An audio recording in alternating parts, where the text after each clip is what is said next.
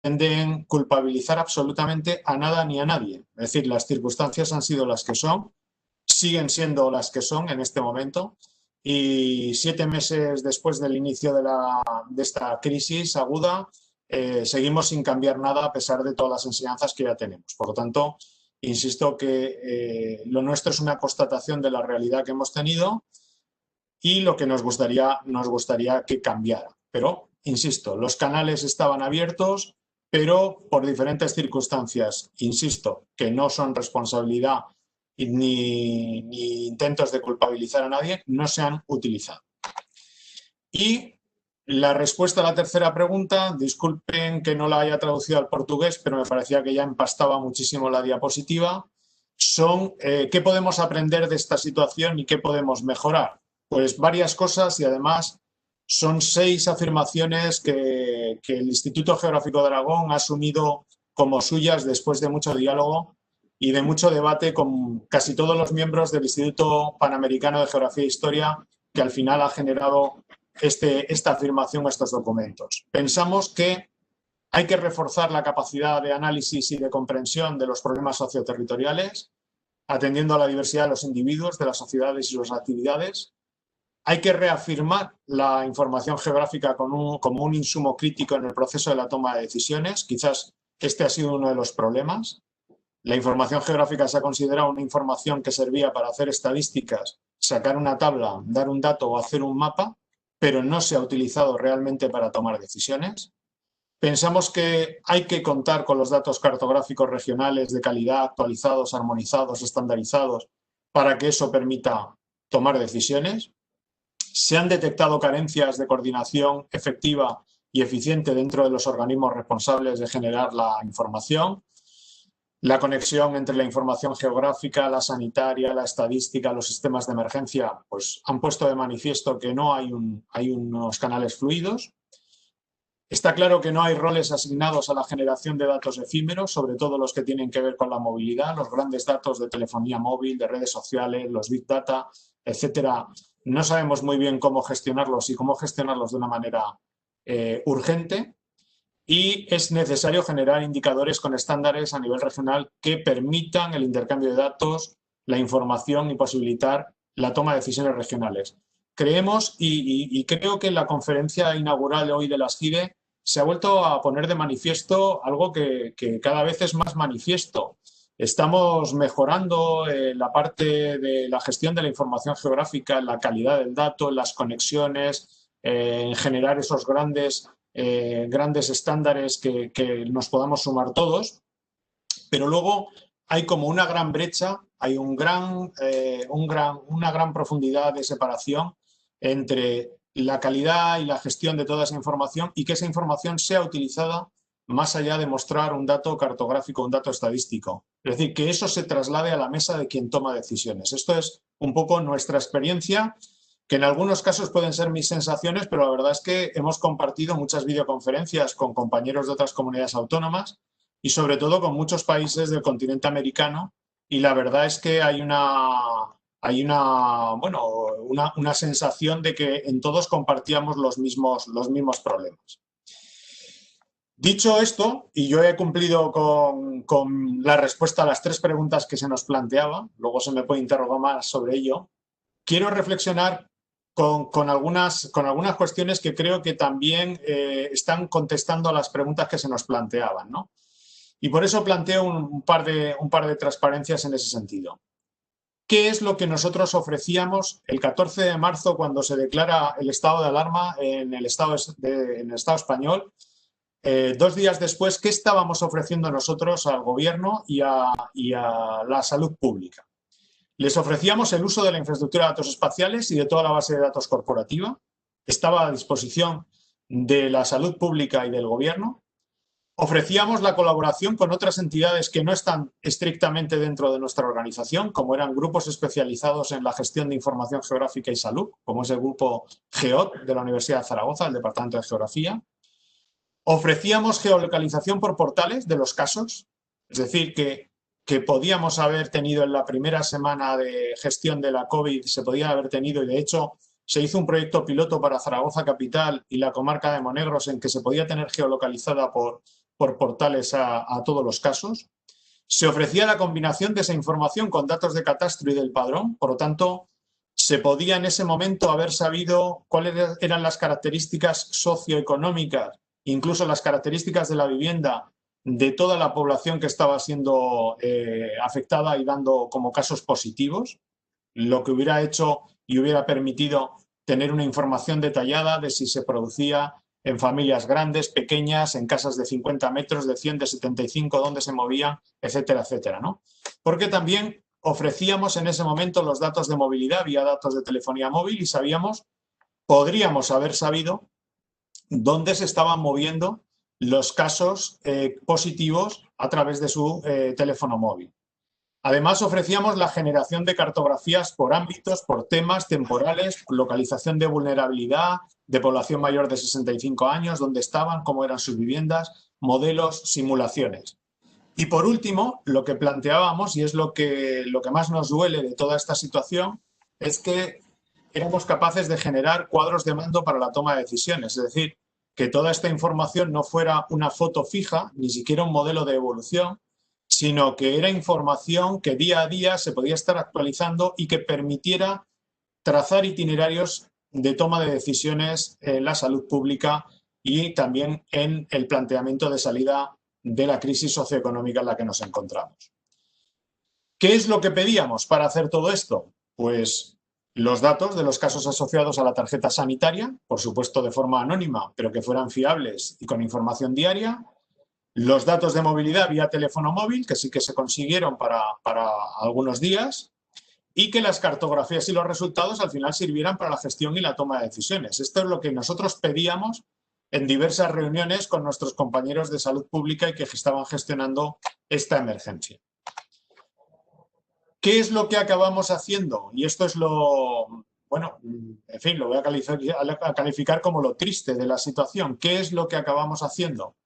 Pues mapas de zonas básicas de salud. Ahí tenéis el esquema de lo que en el Atlas de Salud Pública estamos publicando en este momento, pues los casos de COVID graves, por incidencia de casos leves, seguimientos provinciales. Bueno, sí, todo un conjunto de cartografías que se actualizan semanalmente con los datos que Salud Pública va proporcionando, pero que nada tienen que ver con lo que nosotros estábamos ofreciendo y que creo que con lo que la ciudadanía también nos estaba demandando. Ahí tenéis una imagen de cómo estamos ofreciendo esa información en el Atlas de Salud Pública, en la parte del Atlas de Aragón correspondiente a la información del COVID. Tenéis a la izquierda todo el árbol de diferentes cartografías y explicaciones. En fin, en nuestro Atlas, los que ya lo conocéis, pues sabéis que es un Atlas dinámico que no solo ofrece el mapa y permite solucionar intervalos, sexos, divisiones administrativas, también tiene comentarios, gráficas, enlaces asociados, etcétera. Pero esto no deja de ser una foto en la que se ve la información reflejada, pero no está siendo luego utilizado para la toma de decisiones. ¿Qué proponemos? Por ir finalizando, pues lo mismo que ofrecíamos en el mes de marzo. Seguimos ofreciendo que somos capaces de que la información geográfica oficial sirva para algo más que hacer un mapa, una tabla o una gráfica. Pero además lo hemos hecho extensivo, este planteamiento, a la gestión de las emergencias no solo sanitarias que nos encontramos en este momento, sino otras emergencias naturales y de carácter sociodemográfico. Ahora, además de la gestión de salvar la vida y de gestionar la emergencia sanitaria, tenemos que poner todos los mimbres necesarios para salir de la situación socioeconómica en la que nos encontramos. Y pensamos que otra vez la información geográfica va a ser dejada a un lado y no va a estar presente en la toma de decisiones. Y esto será nuevamente un grave error. Proponemos el uso y explotación de las infraestructuras de datos espaciales, la evolución de estas infraestructuras hacia infraestructuras de conocimiento geoespacial y que eso permita la creación de cuadros de mando de apoyo a la toma de decisiones. Sabemos hacerlo, podemos hacerlo, pero es necesario que nos faciliten los datos y la voluntad política y a veces también funcionarial de que esto se pueda hacer. Muchas gracias. Creo que me he ajustado a los 10 minutos de tiempo y estoy a vuestra entera disposición para participar luego en el debate. Muy bien, pues muchas gracias, Fernando, por esta descripción clara y nítida de la situación. A continuación vamos a pasar a Ana Isabel Ribeiro para que nos haga su presentación. Paloma, si puedes pasarle el foco.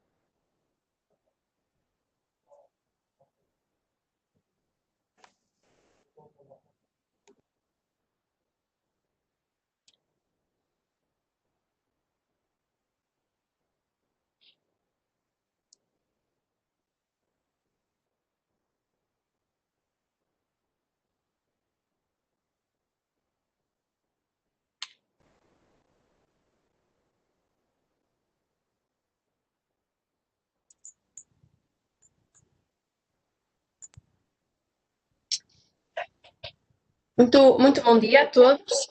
Vou iniciar então a minha sessão. Em primeiro lugar, eu gostaria de agradecer à comissão organizadora o convite que me fez para estar aqui a falar um pouco sobre o papel da informação geográfica no apoio à decisão em saúde pública durante a pandemia da Covid-19.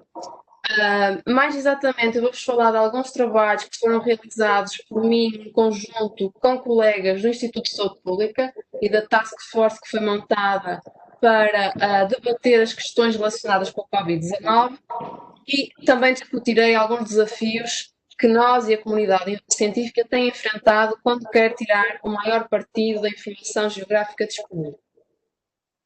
Portanto, a epidemia da Covid-19 chega a Portugal no dia 1 de março de 2020 e é com este evento que nós entramos na chamada fase da contenção da infecção.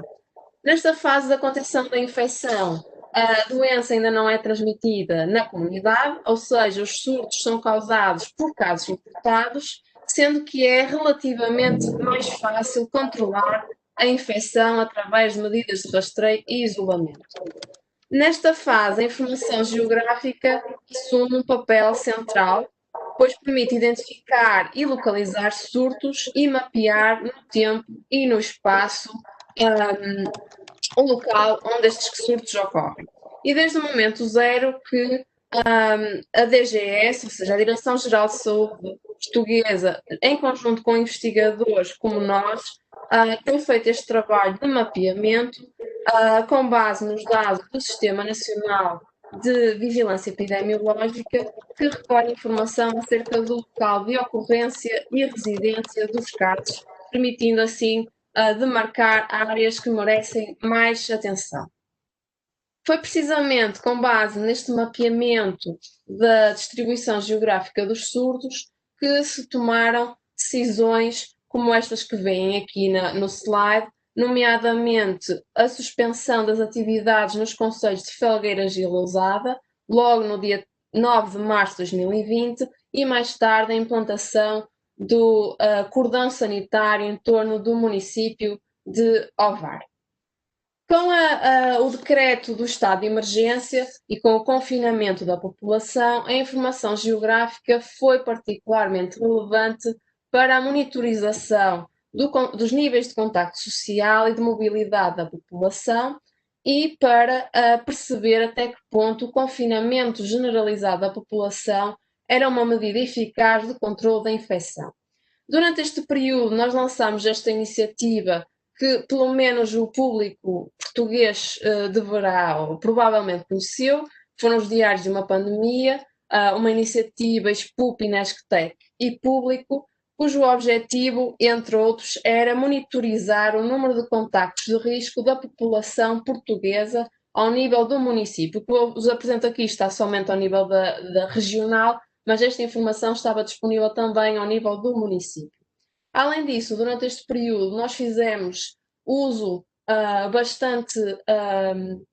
bastante frequente dos dados dos relatórios de mobilidade da Google e da Apple, isto para perceber em que momento em que a população de facto restringiu a sua mobilidade, que como vimos foi anterior às medidas implementadas no país, e para cruzar esta informação com o número de reprodução da infecção. O número da reprodução da infecção diz respeito ao número de pessoas que cada caso infecta em média. E como podem ver, com a redução da mobilidade, houve uma quebra acentuada deste R que estava sempre acima de 1, perto de 2 no início da pandemia, e com a queda da mobilidade medida através destes dados de GPS da Google, vimos que há uma redução para valores abaixo de 1, que são aqueles desejáveis.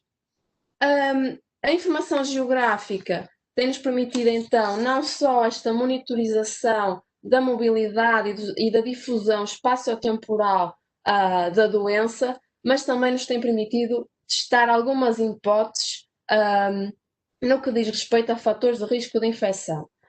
Entre outros estudos que nós realizámos, eu trago-vos este exemplo, que foi um estudo realizado pela DGS em colaboração com o SPUP e com o INSA, em que nós quisemos ver até que ponto o risco de infecção diferia de acordo com o nível socioeconómico dos bairros do país. E o que nós vimos neste estudo, utilizando este indicador que vem à esquerda e os dados do SINAB, foi que, de facto, existe uma relação direta, significativa e bastante acentuada entre o nível de privação socioeconómica dos lugares, se quisermos dizer o nível de pobreza, e o risco da infecção, sendo que, comparando indivíduos residentes em zonas mais ricas, aqueles que vivem nas zonas mais desfavorecidas têm um risco cerca de 2 vezes superior de contraírem a infecção por SARS-CoV-2.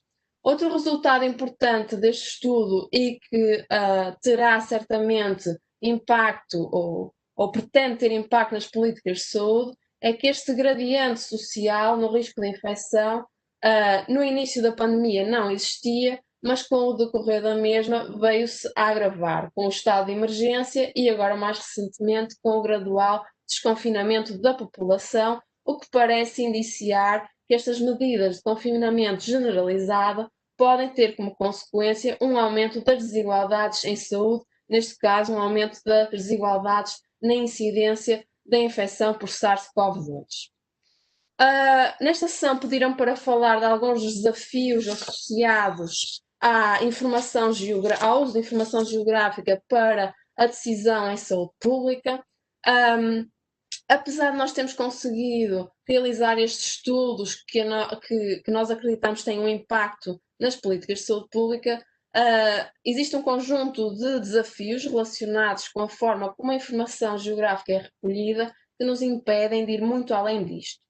Um desses desafios tem a ver com a geoprivacidade, portanto, os dados de localização são considerados pessoais e identificáveis e, como tal, não podem ser livremente disponibilizados. A consequência disto é que os dados disponibilizados tendem a ter uma resolução espacial muito reduzida, o que nos limita a nossa capacidade de identificar clusters espaciais e também de fazer inferências válidas. Os dados de casos e, em menor grau, de óbitos também poderão estar subestimados devido à elevada prevalência de casos assintomáticos, que muito provavelmente não constam nas estatísticas da rotina. E temos também questões relacionadas com a informação proveniente de outros meios de recolha de informação, nomeadamente dados de mobilidade provenientes de smartphones e os questionários online que têm proliferado nos últimos tempos, como os diários da pandemia, que vos falei atrás, que têm um problema de representatividade, ou seja, tendencialmente eles só cobrem a fatia mais favorecida da população e mais literada da população, que, como vimos no estudo anterior, parece não ser aquela que é mais afetada pela epidemia. Além disso, as comparações que são feitas entre territórios, seja entre países, sejam entre regiões, que têm sido feitas particularmente na comunicação social, têm uma tendência a serem mal interpretadas e podem ser facilmente enviesadas. Por vezes, diferenças existentes entre países e entre regiões devem somente a diferentes critérios de testagem, diferente capacidade de testagem, portanto, estas comparações têm que ser feitas com cuidado. As comparações nos níveis de mortalidade também têm que ter em conta a estrutura etária das populações de base. É natural que populações mais envelhecidas apresentem taxas brutas de mortalidade superiores, portanto, deve haver sempre um ajuste, uma padronização para a estrutura etária das populações. e temos ainda um problema relacionado com a incerteza no contexto geográfico da aquisição da infecção. O que é que eu quero dizer com isto? A Covid-19, a SARS-CoV-2, é uma infecção altamente contagiosa e é possível que seja adquirida fora do contexto residencial. Ora, nós só temos acesso à informação do local de residência dos casos, pelo que não nos é possível demarcar estes outros locais do cotidiano que poderão estar associados ao maior risco de infecção e era fundamental retratá-los nos dados geográficos disponíveis. Portanto, visto que nós no Instituto já, de certa forma, chegámos ao limite daquilo que era possível fazer com os dados de rotina, neste momento nós estamos a fazer um esforço para recolher informação mais fina, ao nível individual, de forma a lidar com os desafios que eu apresentei atrás. Um desses estudos e um desses esforços que estamos a realizar é um estudo de caso-controlo, que pretende perceber como, quando e onde as pessoas da área de Lisboa, portanto da área de capital, adquirem a infecção, e isto será feito, e está a ser feito, questionando casos e controlos acerca dos locais por onde têm percorrido nos últimos 15 dias e as atividades têm sido feitas de forma a demarcar locais e atividades de maior risco. Outro esforço que estamos a fazer neste momento diz respeito ao rastreio sorológico, ou seja, no Instituto de Saúde Pública segue e recolhe informação acerca de vários milhares de habitantes da área metropolitana do Porto e nós estamos a aplicar este teste sorológico para perceber se têm anticorpos para a infecção SARS-CoV-2, o que em última instância nos vai permitir perceber, por um lado, assimetrias geográficas na infecção, e como podem ver neste gráficozinho, e para quem conhece a cidade do Porto, elas existem. Temos ali uma freguesia em grande destaque, revelando que mais de 5% da população já teve em contato com a infecção. E também nos vai permitir explorar o papel dos fatores ambientais, nomeadamente poluentes do ar, acesso a cuidados de saúde e condições socioeconómicas, visto que estes indivíduos estão todos eles georreferenciados e tal nos permite fazer este cruzamento. Portanto, era isto que eu vos tinha para apresentar nesta sessão. Obrigada pelo vosso interesse. Se tiverem qualquer dúvida, estejam à vontade para colocar as questões. Toda a informação que eu apresentei aqui está devidamente linkada e referenciada, portanto, conseguem obter informação através dos weblinks que fui colocando ao longo dos slides. Muito obrigada. Muito obrigada, Ana Isabel Ribeiro, pela sua apresentação. Passava agora a palavra ao Agostinho Vilar.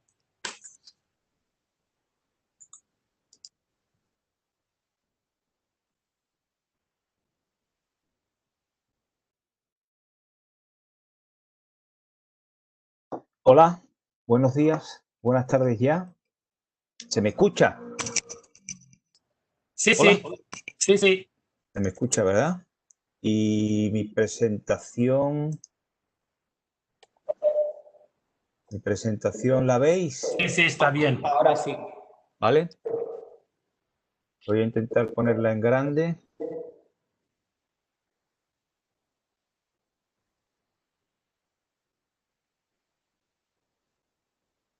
Se ve grande, ¿no? Sí. Perfecto. Bueno, pues muy buenas tardes, como decía. Felicitaciones al Gobierno de Portugal por mantener en estas circunstancias la celebración de la GIDE a través de felicitación que hago llegar a través de la Dirección General, de nuestros amigos de la Dirección General del Territorio. Y agradecimiento también a los organizadores de esta mesa redonda, a Emilio López Romero y a Marco Paini, por haberme invitado a participar en esta mesa redonda, y desde aquí un abrazo virtual a mis compañeros de mesa, a Ana Isabel, a Nuno, a Fernando y a todos los asistentes, que según veo aquí estamos ya por encima de los 150. Bueno, el reto que me proponían los organizadores es que habláramos de información geográfica en el contexto de la pandemia de COVID-19, ¿no? Y bueno, la reflexión que he estado haciendo yo desde el origen de la pandemia y la que me ha seguido inspirando cuando me hicieron esta propuesta es que teníamos que inspirarnos o intentar buscar las experiencias de cómo se gestionan otras situaciones de crisis, ¿no? En este sentido hay que decir que las aplicaciones básicas de la información en general y la información geográfica en particular, pues tienen un desarrollo muy consolidado en lo que se refiere a los desastres naturales, incendios, inundaciones. Y bueno, hay un método de trabajo muy consolidado en ese sentido, bueno, que son las que todas conocemos en el entorno de las actividades de la protección civil y tal, y con el que se pretende arbitrar todos los medios para evitar catástrofes o calamidades públicas y en caso de que se produjeran las catástrofes, pues minimizar los efectos sobre la población, ¿no? Hay una primera fase preventiva en el que la información geográfica es esencial, que tiene que ver con el análisis de los riesgos, la prevención, la planificación, y que siempre es una planificación ex ante. Y hay una fase operacional en la que la información geográfica en particular y la información en general pues ayuda a tomar decisiones, pero sobre todo es fundamental para mantener informada a la ciudadanía, para adoptar medidas de protección a las personas y a los bienes y para establecer la coordinación en los actores, ¿no? Esto que estoy contando no es nada nuevo. Cualquiera que ha trabajado en el entorno de las emergencias y de los riesgos, que es algo un área de conocimiento y de trabajo muy habitual entre la gente que trabaja en información geográfica, pues sabe perfectamente de lo que hablo, y esta primera transparencia lo único que quería era centrar un poco mi argumentación en el sentido de que tenemos que fijarnos en la experiencia y en la tradición que hay en el trabajo y en las aplicaciones que la información tiene en el trabajo en estas situaciones de emergencia, ¿no? Tan es así que desde la propia fase operacional, cuando se coordinan se hace la coordinación de emergencia y de catástrofe, en el momento que se monta la carpa del puesto de mando avanzado, el técnico de cartografía, este que está aquí en el circulito rojo, el de la información, el de los datos, es de las primeras personas que entra en la carpa y que empieza a servir un apoyo fundamental para la gestión de una determinada crisis, ¿no? Yo he vivido durante todos estos meses la sensación de que la gente de los datos, no solo los de la información espacial, sino la gente de los datos, hemos estado aquí en la parte donde están los conos estos, fuera de la carpa, en la valla, discutiendo con el guardia de seguridad, dándole explicaciones para que nos dejara entrar dentro de la carpa, ¿no? Hemos vivido un poco una situación en la que, bueno, teníamos que, casi como si fuéramos comerciales, vender cuál era la utilidad de este asunto, cuando en otro tipo de catástrofe, que es mi argumento inicial, pues no hace falta dar explicaciones. Se sabe que es fundamental gestionar una crisis con alguien que maneje los datos y que le proporcione al bombero o al que está en la fase operativa actuando una información absolutamente vital para que la actuación sea esencial. Claro, esto es fácil decirlo, pero hay que ponerse un poco en el lugar a que nos enfrentamos, ¿no? Efectivamente, esta utilidad de la información geográfica en las catástrofes sociosanitarias no está tan definida, no está tan desarrollada, entre otras cosas, porque los antecedentes que hay sobre este asunto son espacial y temporalmente muy distantes, ¿no? Aquí he puesto una tabla sobre cuáles han sido las pandemias o las grandes crisis sociosanitarias que ha habido en el último siglo en el mundo, y en nuestro entorno más inmediato, pues las cosas nos vienen como muy lejanas, ¿no? Nunca se nos ha ocurrido planificar una situación de este tipo y sobre todo no tenemos experiencia en ninguna fase operativa, ¿no? Pues tenemos la crisis que nos embarga ahora, la del COVID-19, y tuvimos la del SIDA del año 81, que todavía no está cerrada, seguimos conviviendo con ella, pero hemos aprendido a convivir con ella, ¿no? El resto, pues, son la gripe de Hong Kong, la gripe asiática y la gripe española, que ocurrió hace pues, más de un siglo, ¿no? Hace 102 años, ¿no? Incendios e inundaciones tenemos todos los años. Una pandemia la tenemos una vez en una generación, si me apuras, ¿no? Entonces es muy difícil, era muy difícil que hubiéramos tenido una previsión de cuál era el papel que la información iba a jugar, ¿no? Por ese distanciamiento espaciotemporal que las pandemias han tenido o tienen en nuestro entorno. Después, en segundo lugar, las informaciones que manejamos, el tratamiento de la información que manejamos en relación a este tipo de situaciones están muy condicionadas por la protección de datos, ¿no?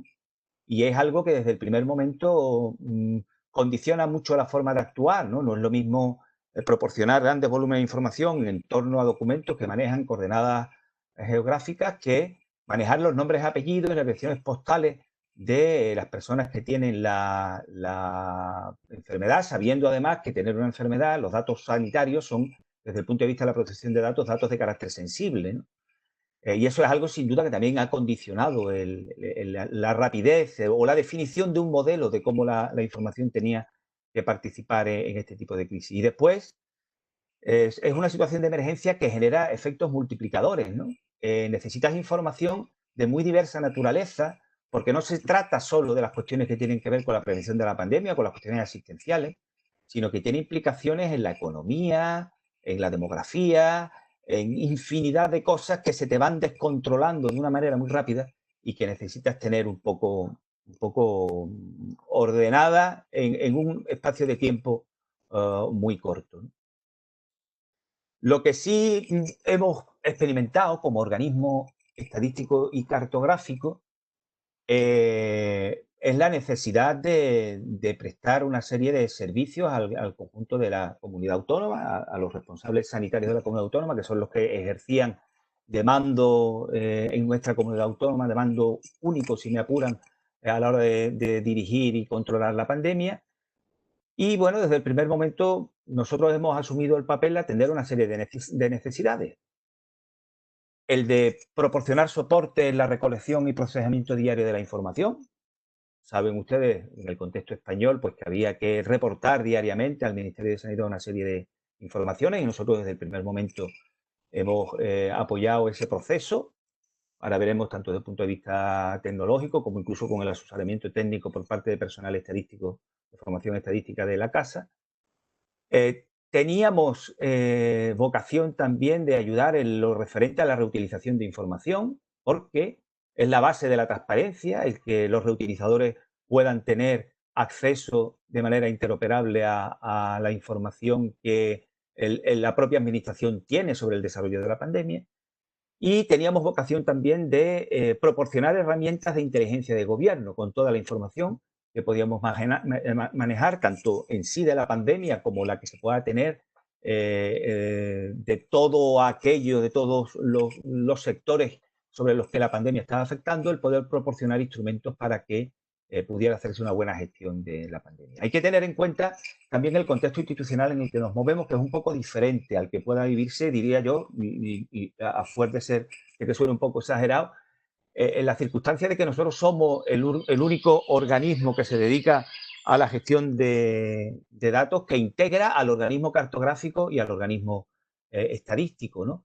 Desde hace 10 años que se produjo la fusión de algunos organismos, nosotros estamos en un ecosistema institucional que es muy singular. Esto no existe en ningún sitio de Europa, el único precedente es el que tenemos, el del Instituto Geográfico y Estadístico de México, y eso quizás nos ha proporcionado cierta ventaja comparativa, ¿no?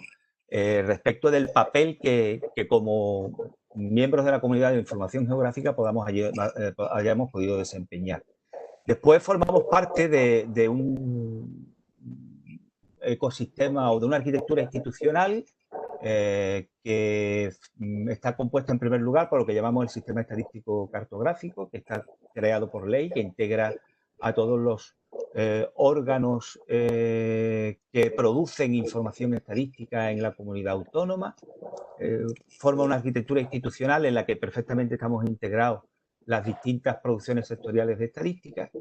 Y en tercer lugar, nosotros tenemos un plan estadístico y cartográfico que se ha aprobado por ley y que es capaz de ordenar la actividad estadística y cartográfica de todo el conjunto de ese sistema estadístico y cartográfico. Eso ha permitido desde el primer momento tener bien engrasadas las relaciones entre las personas o los actores que influían en la gestión de la crisis desde el punto de vista de los datos. Y después teníamos también la fortuna de tener cierto contexto técnico implementado. Tenemos una herramienta, un data warehouse que compartimos con el conjunto del sistema estadístico y cartográfico, que se llama Banco Estadístico de Andalucía, que es el que hemos utilizado tanto para la recolección diaria de datos y como para la difusión de la información a partir de las distintas piezas que hemos desarrollado, que servían para que los reutilizadores pudieran tener acceso a ellas. No obstante, la experiencia de estos meses nos ha hecho enfrentarnos con, o nos ha ayudado, mejor dicho, nos ha ayudado a abordar cosas que probablemente sin la presión de la pandemia nunca hubiéramos podido abordar. Siempre se dice que el ser humano, cuando más rinde, es cuando está sometido a presión. Y esa presión a nosotros nos ha ayudado pues, a afrontar nuevos desafíos, como ha sido, por ejemplo, el de avanzar más rápidamente en el consumo de la información a través de APIs, o la de incorporar nuevas fuentes de datos, como por ejemplo han sido los datos de movilidad, o incluso el de desarrollar herramientas personalizadas que aportaran inteligencia de gobierno a la gestión de la crisis. Nosotros hay un portal del COVID en el que hemos ido acumulando todas estas actividades que hemos ido haciendo para ayudar a la gestión de la crisis, en la que hemos aportado datos sanitarios, información sociodemográfica, de coyuntura económica, de empresas, de actividad económica, de información espacial, y que, bueno, por mirarles algunos ejemplos de por dónde empezábamos, pues aquí tienen un poco cuál era el entorno en el que nuestros compañeros de la Consejería de Salud a diario hacían la recopilación de los datos, datos que se consolidaban, se mandaban al ministerio y que estaban en ese data warehouse del que les hablaba, a partir del cual los reutilizadores podían engancharse vía APIs. Estoy intentando pasar la diapositiva, pero se me ha quedado atascado. Agustín, vamos un poco justo de tiempo. Sí, pues estoy acabando, ¿eh? Estoy acabando, pero no sé por qué. Sí, quizás me voy a la... ¿Veis mi pantalla o no? Sí, sí, la vemos. Pues esto es que se ha quedado completamente frito.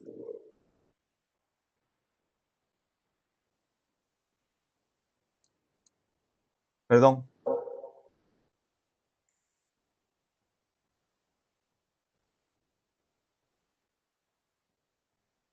Perdóname, Emilio, pero desconozco lo que ha pasado, pero yo es que ahora mismo tengo la pantalla en negro. Yo no sé qué veis vosotros.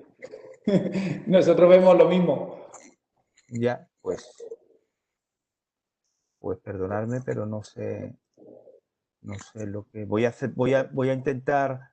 Es que además no me responde la aplicación, ¿eh? Exacto.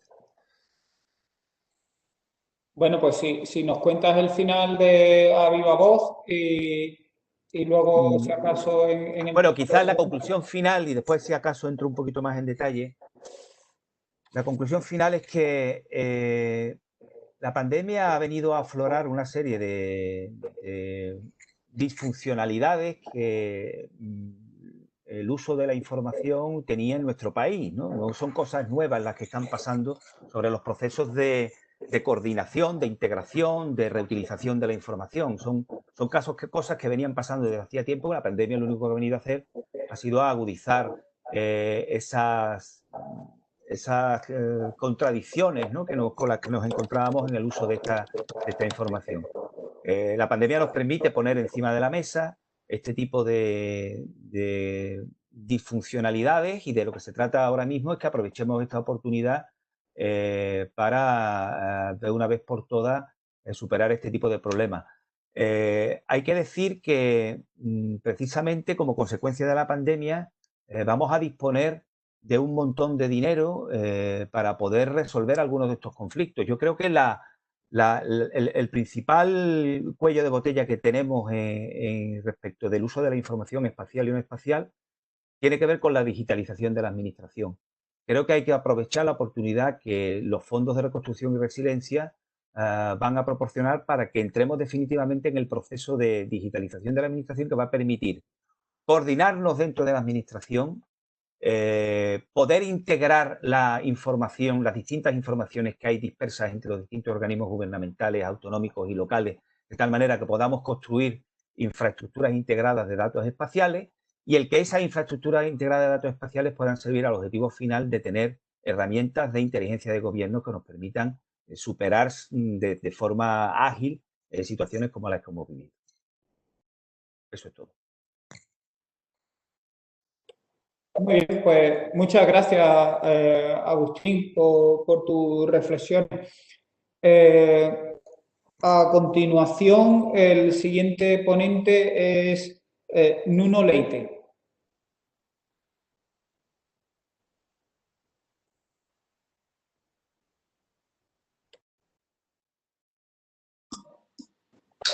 Hola, ¿me escucháis? Sí, y vemos tu presentación. Muy bien. Buen día a todos.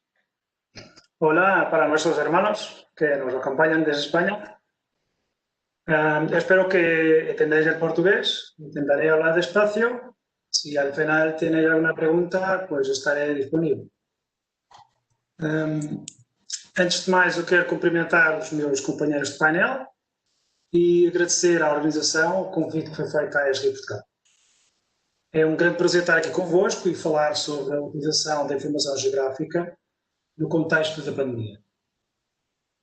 Antes deste ano, é provável que muitos de vós não tenham pensado muito sobre a aplicação do SIG no setor da saúde. Mas com o Covid, a importância da informação georreferenciada na saúde tem hoje um valor que é inegável. Ou seja, o SIG tem um potencial para a saúde que é enorme e durante anos as organizações de saúde têm gerado uma enorme quantidade de dados e com os sistemas de informação geográfica podemos de facto ir muito mais longe e não apenas colocar os pontos no mapa, podemos sim usar a localização e a análise espacial para ligar os pontos e criar novos insights e ações informadas com base na informação geográfica.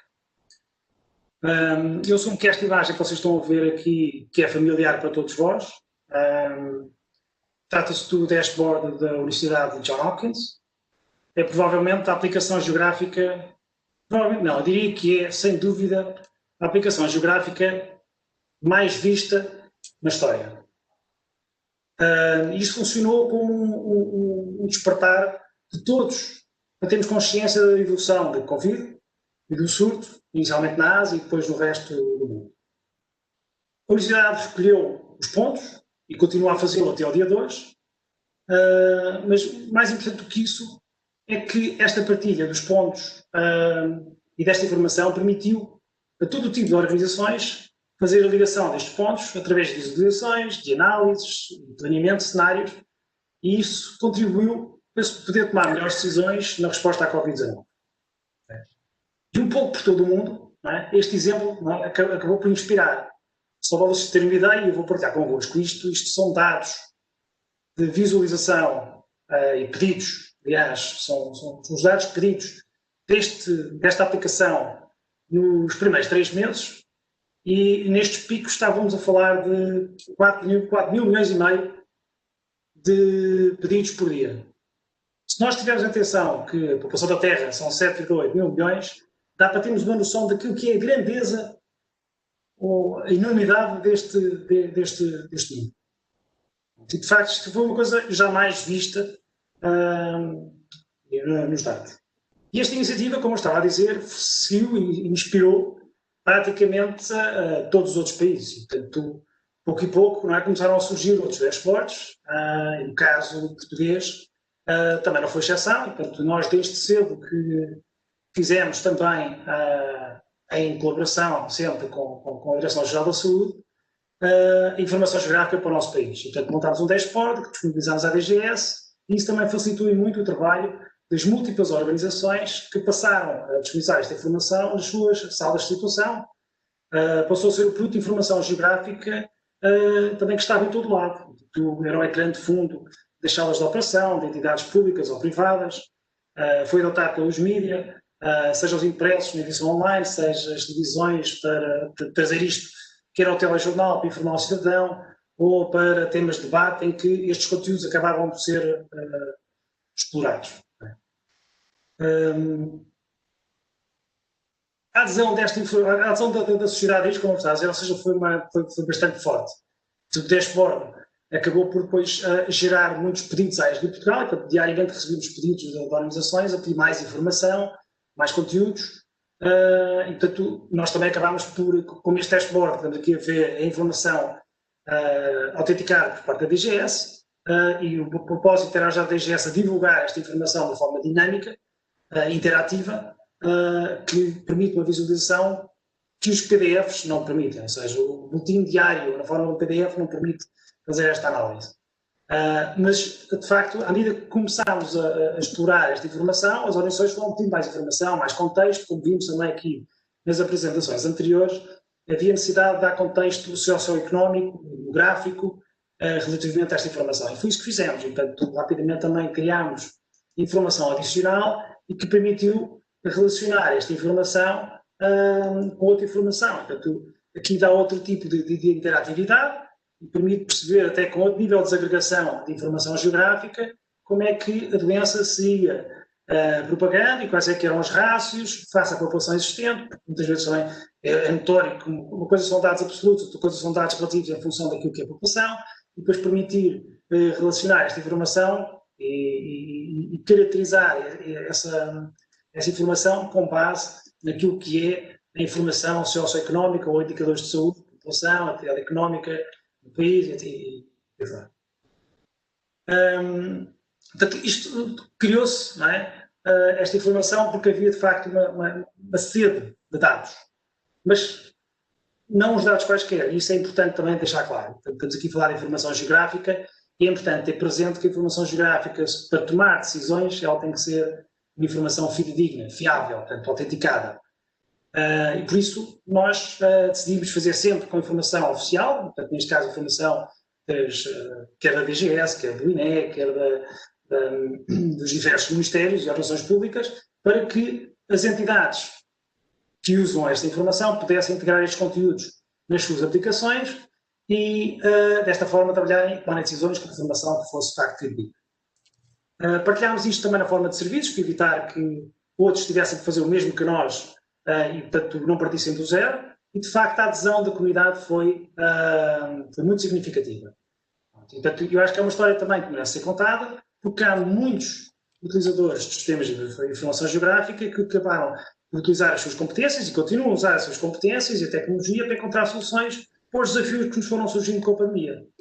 Portanto, de facto, mapear a doença e as suas múltiplas dimensões é fundamental para encontrarmos estas respostas. Portanto, foi isso que vimos. Para esse efeito, a ESRI também criou um hub, e neste hub acabámos por disponibilizar aqui alguns dos conteúdos que iam sendo criados ao longo do tempo, e depois muitas organizações iam acabando por partilhar. Portanto, aqui temos a Proteção Civil usou alguma desta informação e configurou os seus próprios dashboards para gerir operacionalmente aquilo que eram as suas operações, desde registar e monitorizar o impacto das infecções nos recursos e nos seus serviços, para perceber a disponibilidade. O Estado-Maior das Forças Armadas também acabou por fazer a monitorização do impacto das infecções, quer nos seus ramos, mas também nos serviços que prestou no âmbito da sua missão também civil, portanto, onde fez vários serviços para os diferentes ministérios, saúde, educação, segurança social, justiça, com ações de sensibilização, de desinfecção de instalações, de logística, e portanto, também usou a informação geográfica nesses processos. O IMT também criou um hub para divulgar a informação de mobilidade e transportes para os profissionais do setor, também precisavam ter informação digna sobre essa matéria. Os municípios também fizeram, há inúmeros exemplos dos municípios, quer a mapear as populações mais vulneráveis, quer a mapear a capacidade de resposta social, o rastreamento dos contactos, para mapear cadeias de transmissão, que também foi feito, ajudar na retoma económica com o comércio local, tudo também, ou seja, como uma forma de responder àquilo que eram as necessidades de informação por parte do cidadão. Outra aplicação que foi fundamental foi, durante o verão, assegurar que a população que estava sedenta de sair de casa e queria ir à praia, mas queria fazê-lo em condições. A APA criou uma app que permitia aos cidadãos identificar os tais semáforos nas praias, e usou os dashboards para suportar as autoridades ambientais e de saúde na monitorização e no acompanhamento em tempo real daquilo que eram as ocupações temporárias e permitir, de alguma forma, identificar aquelas que requeriam intervenção e assegurar, assim, as condições de segurança para a utilização das praias. O Ministério da Educação também publicou as escolas que, durante o estado de emergência, tiveram de serviço para apoiar os trabalhadores dos serviços críticos, portanto, que poderiam, assim, deixar os seus filhos na escola de apoio. O INEP também publicou informação bastante interessante do ponto de vista de caracterização socioeconómica, com uma informação que tem uma atualização semanal com os resultados estatísticos mais relevantes, associados àquilo que é o efeito da pandemia e a comparação nas diferentes regiões, mas muitas universidades também acabaram por fazer, e entidades de investigação fizeram também mapas de risco de educação, como o Serena, ou a evolução de áreas do município feita pelo UTAD, nas diferentes variáveis. A Associação Portuguesa de Geógrafos também acabou de fazer mapas de risco e de evolução da pandemia, ou até os escuteiros, que acabaram também por utilizar dashboards para fazer o mapeamento e monitorização das suas ações de apoio. Ou seja, são muitos exemplos, estaríamos aqui muito mais do que o tempo que tenho aqui permitido para isto. Tive, obviamente, que cortar aqui alguns desses exemplos. Em termos de crise, e falámos sobre isto, não é? Nós não estamos preparados para uma pandemia. Portanto, ela acontece, como foi na apresentação anterior, uma vez por uma geração. Mas já existem muitas catástrofes que vão acontecendo. E para este efeito, não é importante preparação e organização. E, portanto, mas nem todas as organizações estão preparadas.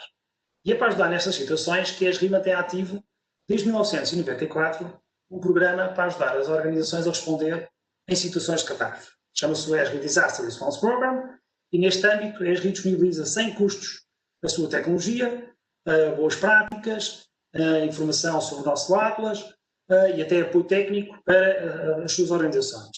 Portanto, inicialmente até a ESRI tinha utilizado 5 passos no respeito à Covid, que era mapear os casos, mapear a propagação do vírus, mapear a capacidade de resposta, mapear as populações vulneráveis e, de alguma forma, integrar esta informação para poder tomar decisões e comunicar com base na mesma.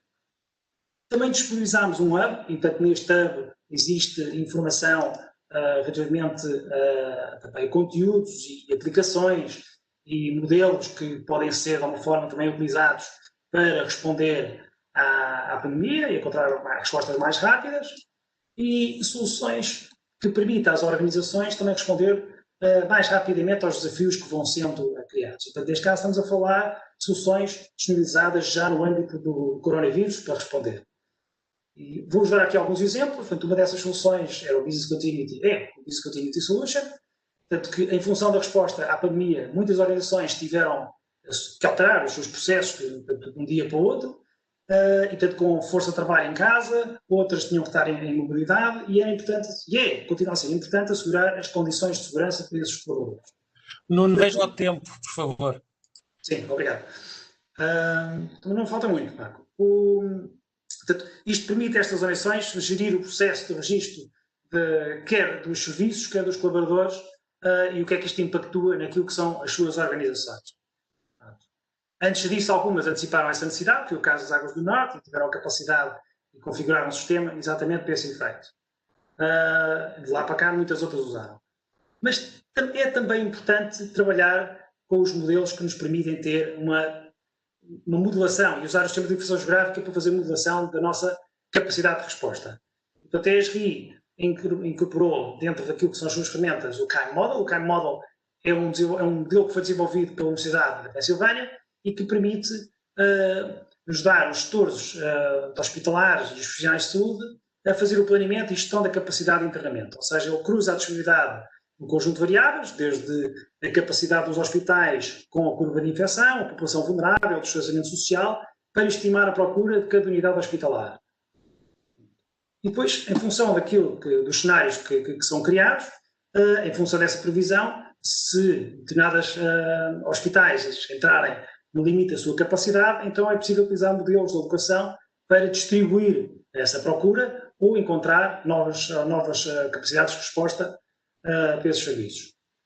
Um outro aspecto que é importante tem a ver com o rastreamento dos contactos, ou seja, isto é um processo que é feito pelos profissionais de saúde para romper a cadeia de transmissão, e portanto, a ESRI disponibiliza uma solução que ajuda a recolher os dados de forma rigorosa e permitir depois analisar este processo. Ou seja, isto passa por 3 passos simples, que é recolher a informação georreferenciada a um nível mais desagregado do que o nível que tem vindo a ser feito, e, portanto, o registrar esta informação mais fina dá uma dimensão espacial que ajuda na análise dos registros, porque, ou seja, se nós visualizarmos e analisarmos as ligações e grande parte das infecções do Covid ocorrem por transmissão comunitária, portanto, é fundamental perceber o efeito da localização nessa análise.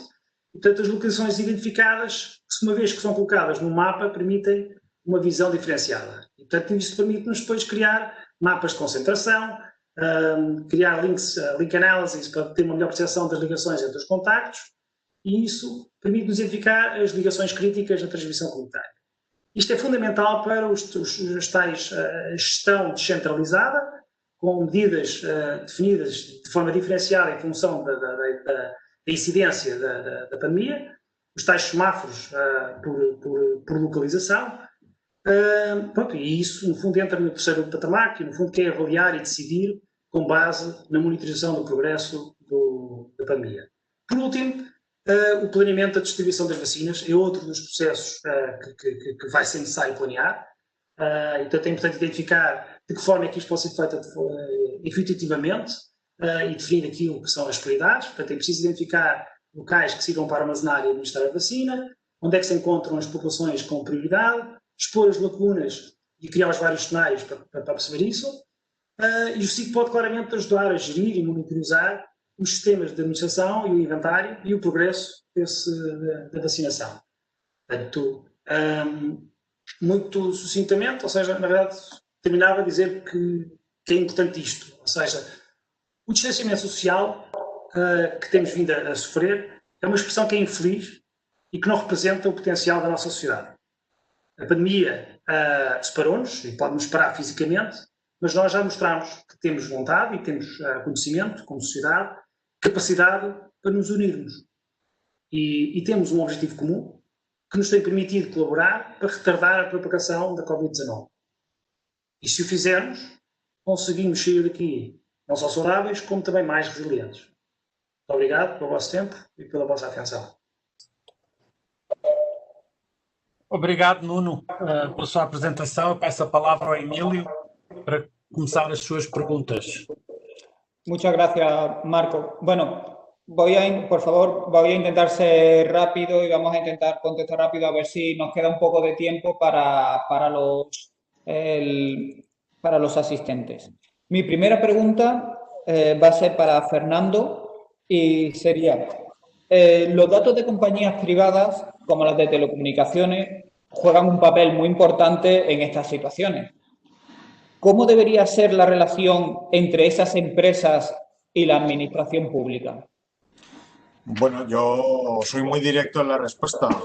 Si las autorizaciones para la instalación de las empresas de telefonía las da la administración, es evidente que en esas autorizaciones deben dar implícitamente, debe estar controlado que se proporcione a la administración la información convenientemente anónima para la gestión de esa información. De hecho, las compañías de telefonía no tienen ningún inconveniente en venderle a la administración esa información en bruto.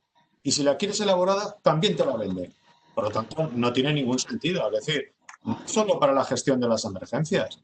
La información de los datos de telefonía convenientemente anonimizados, anónimos, sirven para la planificación de toda la red de transporte, de la red de emergencias de vehículos sanitarios, de las emergencias, del movimiento de personas para cuestiones de carácter sociodemográfico, para emergencias sanitarias. Por lo tanto, es evidente que en los acuerdos y en los contratos y en las licitaciones que la Administración saca para la autorización de la telefonía móvil, debe ir incluido la proporcionar esa información a las instituciones que pueden gestionarla, como son los institutos estadísticos y los institutos geográficos. Clarísimo.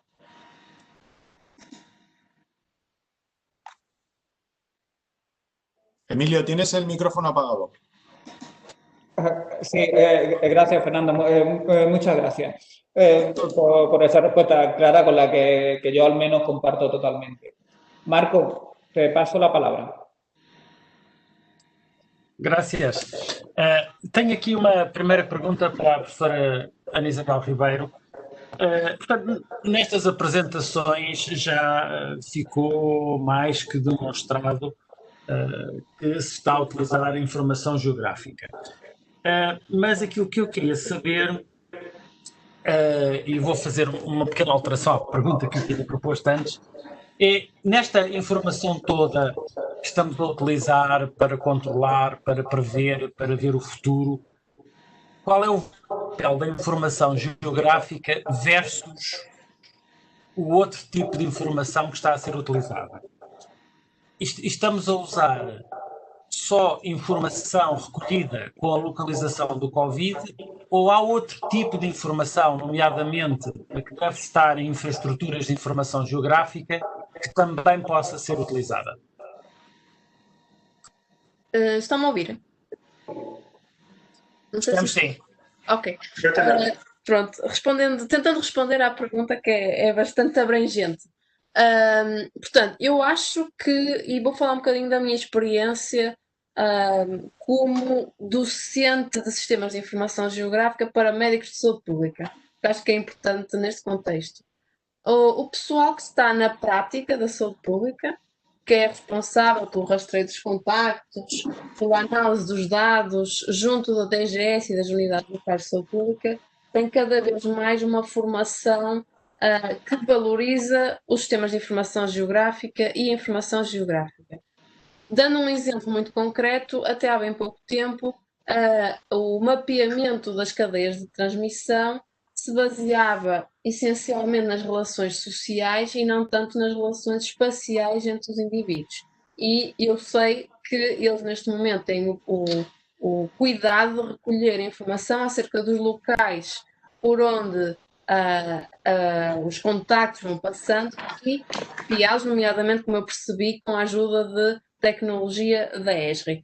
Portanto, eu acho que, embora seja uma área e seja uma informação que ainda está pouco explorada, nomeadamente devido ao desfazamento etário entre os profissionais que trabalham nas unidades de saúde pública, ela tem sido utilizada para tomar decisões em contexto local, nomeadamente relacionadas com o encerramento dos estabelecimentos por causa da proximidade entre eles e a existência de hotspots espaciais na doença. Outra pergunta que me fez estava mais relacionada com... A outra deixamos para a segunda ronda.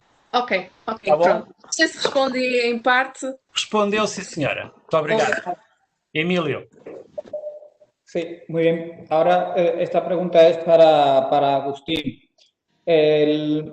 ¿Podrías enumerarnos algunas medidas concretas a tomar antes de la próxima catástrofe, que esperemos que sea dentro de mucho tiempo, para mejorar la participación del sector de la información geográfica en su gestión? ¿Qué hemos aprendido y qué tenemos que hacer? Acuérdate del micrófono. Gracias, Emilio. Mira, yo decía antes de forma apresurada que lo que hemos aprendido de la crisis, los aspectos críticos que han aflorado como consecuencia de la crisis, bueno, que ya los conocíamos desde hace años. Llevo 30 años en este negocio y siempre hablamos de lo mismo.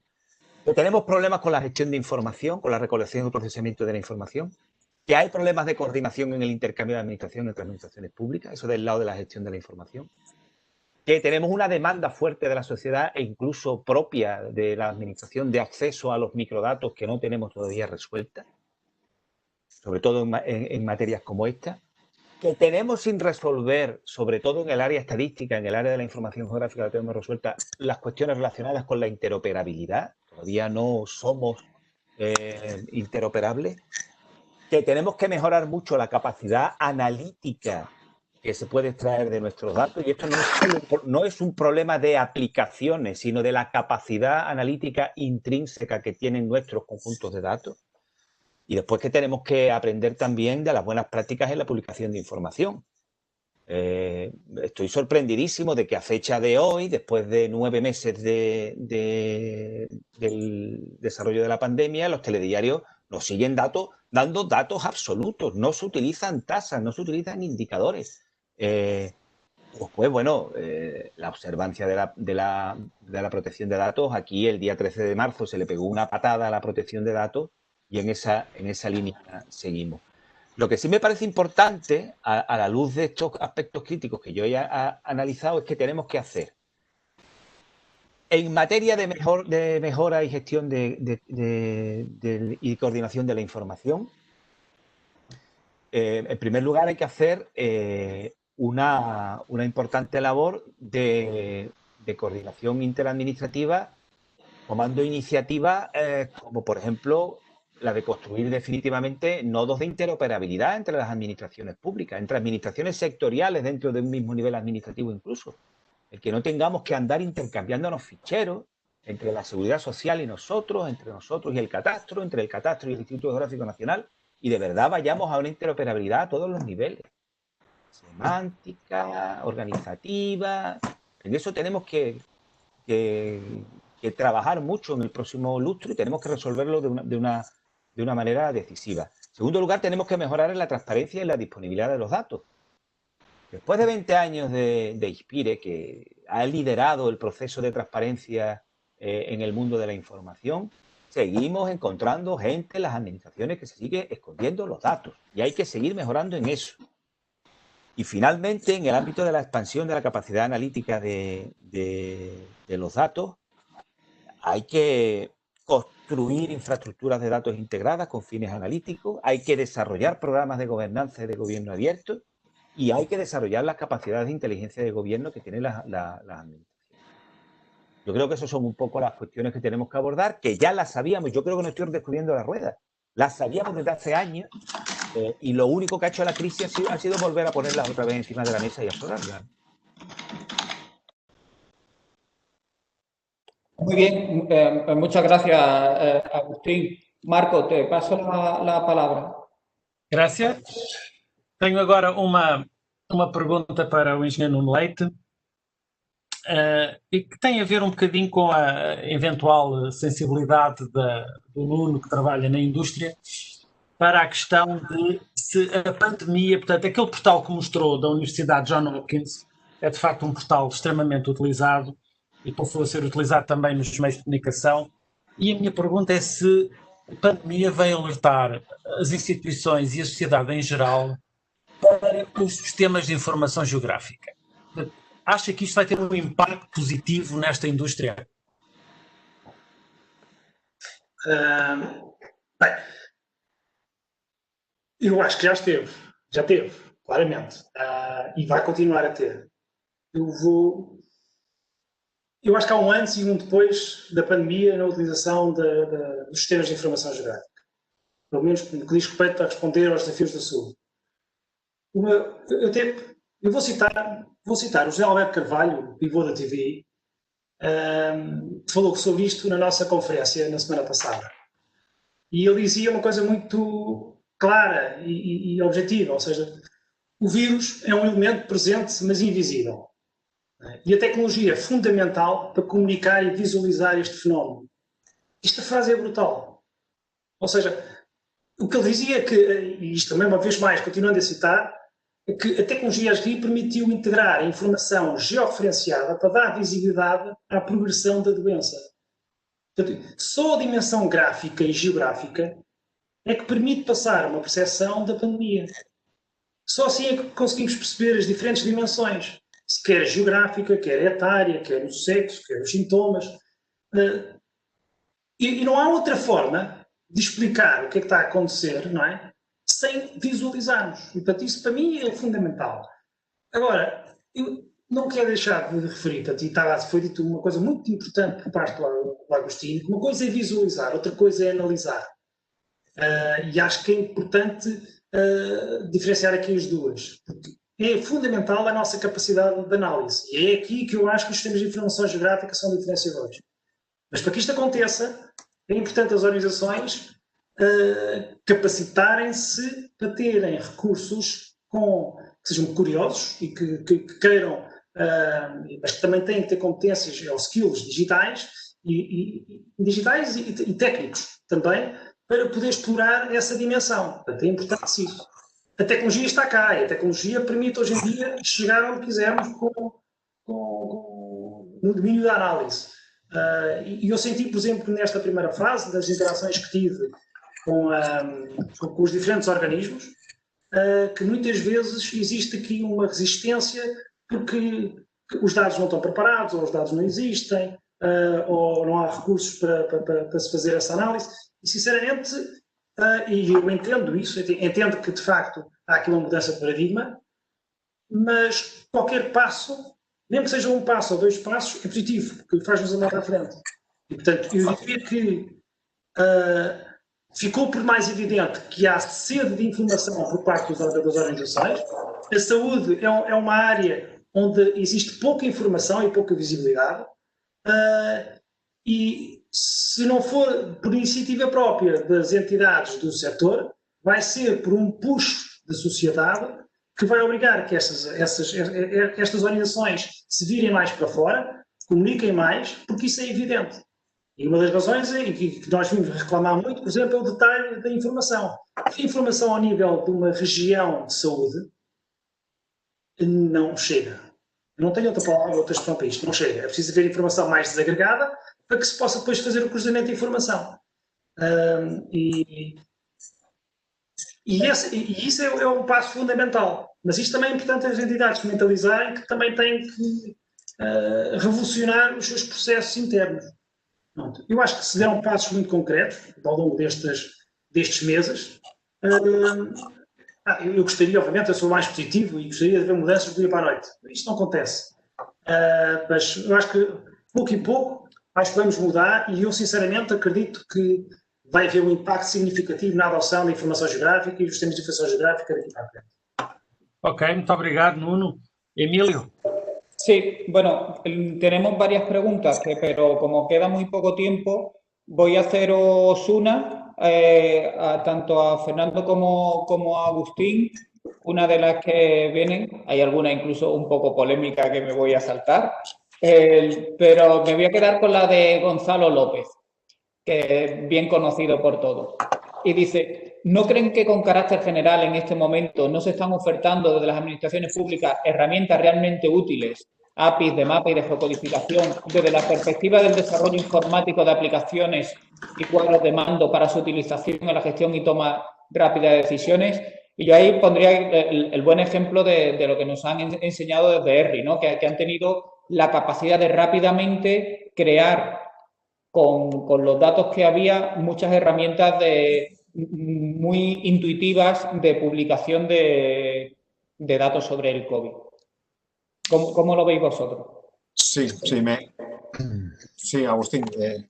Bueno, vamos a ver. Yo creo que esto es complicado para las administraciones por una sencilla razón. Porque nosotros, desde las unidades administrativas dedicadas a la gestión de la información geográfica, no siempre podemos poner encima de la mesa herramientas, APIs, cuadros de mando que nadie nos ha pedido, porque los fondos no son ilimitados. Es decir, que se trabaja un poco también en función de la necesidad. Y creo que algo que he dicho al principio de mi intervención y que creo que se pone de manifiesto otra vez durante esta hora y pico, es decir, sabemos hacer muchas cosas desde diferentes ámbitos, no solo desde el ámbito de ERRI, sino también del software libre y construir otro tipo de herramientas y de APIs y de cuadros de mando. Pero lo cierto y verdad es que encima de la mesa no se ha puesto ningún caso ni ningún ejemplo de autoridad sanitaria que haya cogido los datos de la información geográfica, todas esas escenificaciones de todas esas cartografías y todos esos análisis y haya iniciado su hoja de ruta y su toma de decisiones en base a esa información. Esto es la realidad y para mí es uno de los problemas fundamentales. Por lo tanto, en cuanto a la pregunta, ¿tenemos capacidad para hacer esos cuadros de mando? Hay ejemplos, no solo en el software de licenciamiento. Nosotros estamos metidos en un proyecto europeo, un POCTEFA, el POCTEFA Alert, en el que estamos generando una aplicación para toma de decisiones en emergencias de alta montaña. Eso ya está diseñado. A finales de diciembre será de uso restringido, también para el tema de la protección de datos, para uso restringido de los mandos que toman esas decisiones en emergencias de alta montaña. Por lo tanto, si no hay más APIs de ese tipo de toma de decisiones es porque los recursos no son ilimitados, pero no porque no sepamos hacerlas o no estemos en disposición de hacerlas. Sí, yo quería añadir a esto, si me permite, Emilio, a mí me parece que hay una cuestión muy importante y es que nuestro negocio en realidad son los datos y ahí insisto, ¿no? Quiero decir, a todos nos ha impresionado y nos ha perseguido a lo largo de toda la pandemia lo que empezamos a ver la cooperación de ERRI con el Instituto Johns Hopkins desde el principio, ¿no? Pero no hay que dejarse deslumbrar por las cosas que hace el visor sin entender que eso funciona si detrás tiene datos, ¿eh? Y lo que tenía el Instituto Johns Hopkins era un ejército de gente en todo el mundo recopilando esa información que ya quisiera yo tenerlo para mí, ¿sabes? Entonces, nosotros no podemos perder de vista que nuestro negocio son los datos y ahí es donde nos estamos jugando el futuro, en los datos, pero no por la administración, sino por los reutilizadores. Triunfaremos si nosotros somos capaces de poner en manos de reutilizadores esa información. Dicho eso, y creo que un poco, por supuesto, cordialmente y desde el cariño, como sabe Fernando que lo hago con él. Hombre, nosotros en Andalucía sí hemos hecho, aunque no es nuestro negocio, sí hemos hecho un esfuerzo por desarrollar cierto ecosistema de APIs, ¿no? Lo hemos hecho con Mapea y ahora, pues bueno, desde que estamos integrados con la estadística y la cartografía, lo estamos intentando hacer con el tema de las variables estadísticas. El otro día comentaba en el Consejo Directivo de Información del Consejo en el CODIGE, que con esto de la entrada en juego de los proyectos de teselas vectoriales y tal, se nos abre un campo muy importante para a las teselas vectoriales enchufarle la información estadística, lo que nos va a permitir el que los datos puedan ser usables por APIs que consumen datos estadísticos, ¿no? Alguna cosita hemos hecho, yo no es que no me he dado tiempo a presentar, pero si entráis en el portal COVID de la Junta de Andalucía, veréis que tenemos un cuadro de mando que está hecho con Tableau, en el que tienen la información agregada a nivel de indicadores y tal, que creo que es muy interesante y hay muchos periódicos y mucha gente en España que está reutilizando nuestros datos directamente desde ahí. Mucho más modesto que lo de ERRI, porque nosotros no tenemos detrás al Instituto Johns Hopkins, pero el día que lo tengamos seguramente tendrá resultados parecidos. No discrepamos, Agustín. Si nosotros también tenemos una batería de APIs y tenemos un portal con cuadro de mandos con Open Data, etcétera, etcétera, ¿no? Pero la realidad de la gestión de esta pandemia es que no se han generado esos cuadros de mando. Estamos, yo creo que completamente de acuerdo. Muchas gracias a los dos. Marco, si quieres alguna pregunta. Sim, o tempo já está a terminar, mas temos aqui uma pergunta do Jorge Santos, que eu colocaria também à Ana Isabel e ao Nuno Leite. Jorge Santos trabalha no Estado-Maior-General das Forças Armadas e esteve a trabalhar com a informação para o Covid, enfim, desenvolveu várias aplicações e ele coloca aqui um problema que nós conhecemos, que é português e que também é de todo o lado, é que ele teve dificuldade em encontrar informação por falta de colaboração entre as instituições públicas, nomeadamente as da saúde. E eu queria também ouvir o vosso depoimento sobre a existência desta dificuldade, que é uma dificuldade que nós já temos há muitos anos. Queria começar pela Ana Isabel. Apesar de... obrigada pela questão, acho que é mesmo muito importante e sinto-a perfeitamente na pele e tenho sentido ao longo dos 10 anos que tenho trabalhado nesta área.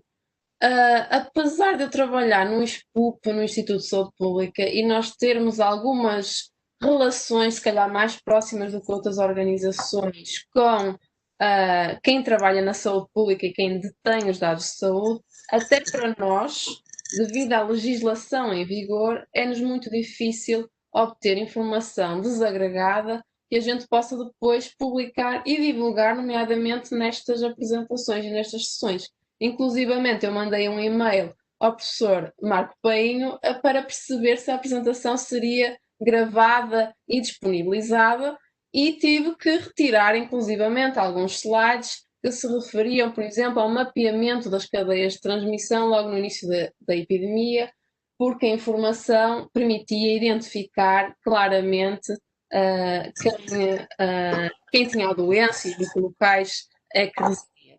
Portanto, essa dificuldade ainda existe, mas eu penso que está muito mais relacionada com legislação em vigor de proteção da informação pessoal e identificável do que propriamente com algum tipo de desconfiança em relação a estas organizações. Durante o período, estes últimos meses, nós temos trabalhado em colaboração com a DGS e com o INSA e temos conseguido fazer alguns trabalhos ao nível de desagregação da freguesia, que já é bastante interessante e que já nos permitiu tirar algumas conclusões, o que revela que existe boa vontade da parte dessas organizações e um interesse da parte dessas organizações de aliar as competências técnicas que os institutos de investigação têm com a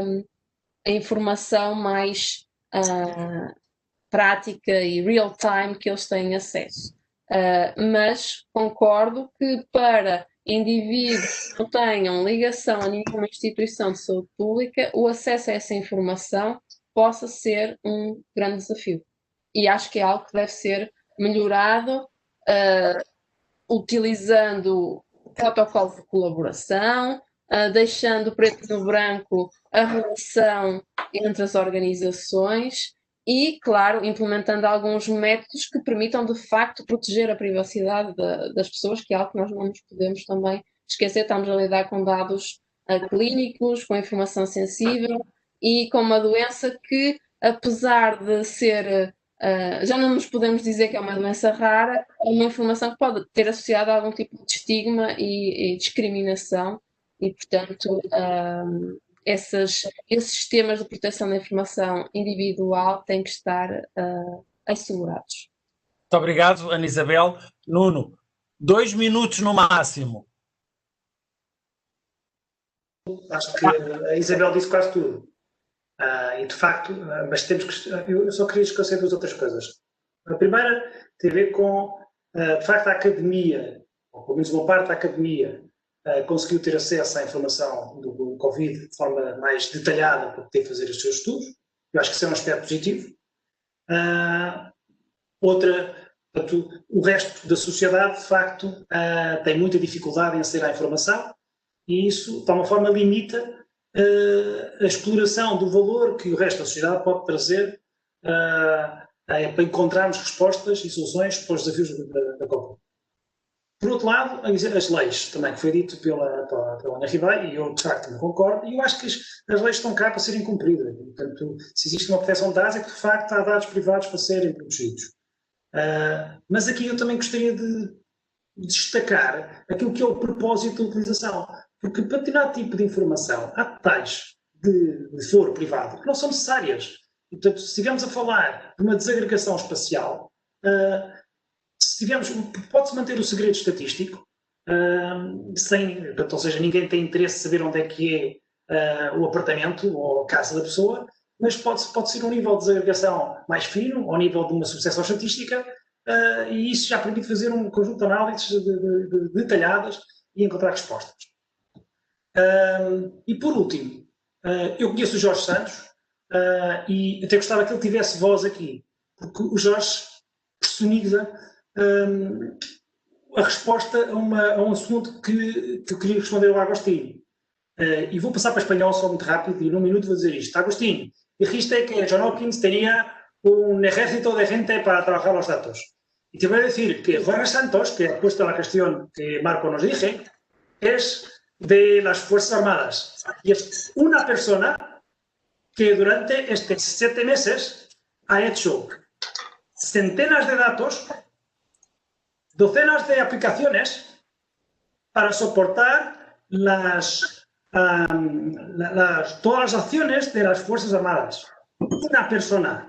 O sea, cuando utilizamos la tecnología y configuramos la misma, y sacamos de lo que dijiste, en lugar de estar desarrollando cosas del cero, se logra llegar más allá y más rápido. O sea, la colaboración es muy importante. Y John Hopkins, por ejemplo, estaba consumiendo un servicio que es público, de datos públicos, que son datos que están o sea, los institutos de salud de cada país envían sus datos para centros europeos y mundiales y que por su vez los distribuyen y los publican. Y con base de servicios podemos alimentar essa aplicación. E é essa a forma como la que he hecho. E com isto... Termino. Muito obrigado, Nuno. Eu vou aqui pelo lado português também terminar. Agradecer muito aos palestrantes do lado espanhol, ao Agostinho, ao Fernando e também à Ana, Isabel e ao Nuno. Penso que foram apresentações importantes. Também agradecer as perguntas que foram colocadas pelos assistentes e dar por terminada esta sessão, passando a palavra também ao Emílio para umas palavras finais. Muchas gracias, Marco. Bueno, pues lo primero, gracias a nuestros ponentes, especialmente a Agustín y Fernando, porque han aportado una visión crítica cuando además sus organizaciones han sido ejemplos y han hecho muy bien las cosas en esta situación, pero han aportado lo que se les pedía, que era esa visión crítica y constructiva del problema. Además de una manera muy clara y concreta. Y por otro lado, pues darle las gracias a los asistentes que han participado durante y han atendido esta mesa. Esperamos que hayan sido de su interés y trataremos de contestar las preguntas que han quedado sin contestarse, pues se las mandaremos a nuestros ponentes. Muchas gracias, muito obrigado. Y damos por finalizada la sesión.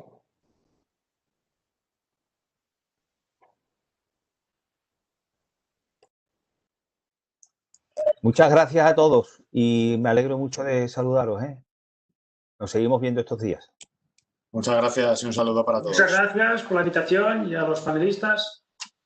Gracias. Hasta luego. Adiós.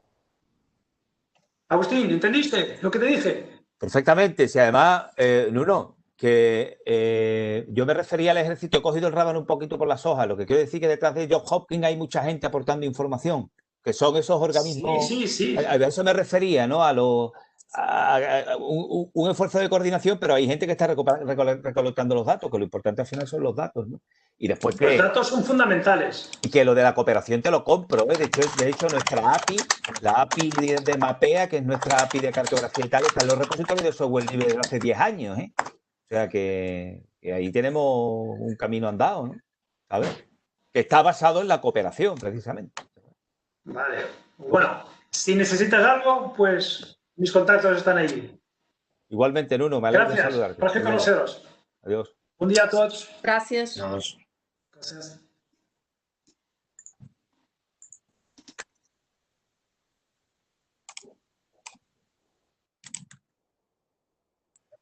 Paulo, penso que não precisa mais nada de mim, certo?